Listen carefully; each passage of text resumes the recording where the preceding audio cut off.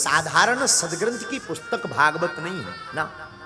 भाष्यते सर्ववेदेषु गीयते नारद आदि वदन्ति त्रिषु लोकेषु तरन्ति भवसागरम्।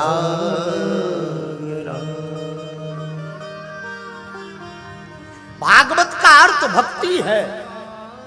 और बुरा ना माने तो मेरे पागलों, संसार की कोई भी समस्या हो, जिसने श्रीमद् भागवत कथा का आश्रय लिया, जिसने गोविंद का आश्रय लिया, जीवन में उसके समस्याएं तो बहुत आई, पर समस्याओं से लड़ने की क्षमता भी भागवत से मिलती है।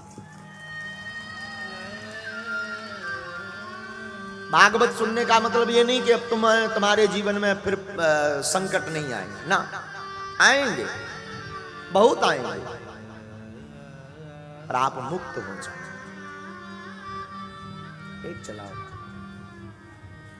साधु जी सीताराम, हम करोड़ों की बात आपको बोलें तो श्रीमद् भागवत भक्ति है। भक्ति एक ऐसा उपक्रम है जो जीवन में भगवान से मिलाती है। अच्छा, किसी दुकान पे हम लोग जाते हैं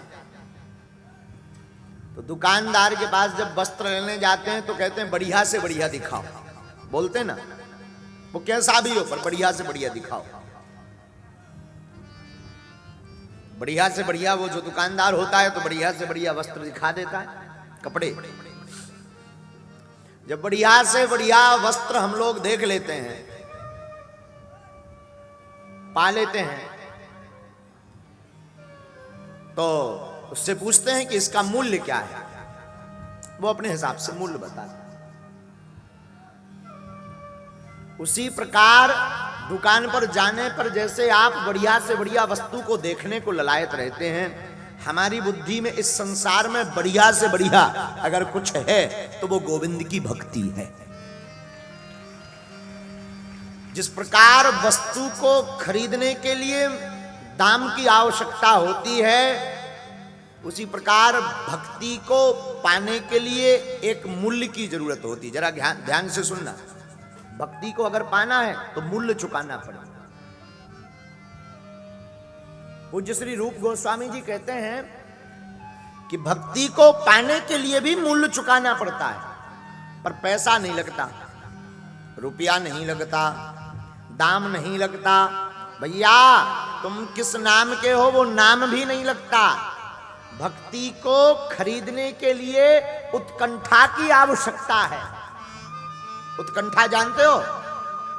उत्कंठा का मतलब उत्सुकता, मन में ललकता, मन में जिज्ञासा, मन में अपेक्षा, कुछ उसको पाने की। जो श्रोता कथा सुनने को सदैव ललायत रहता है, समझना इसे भक्ति का रस मिलने लगा है।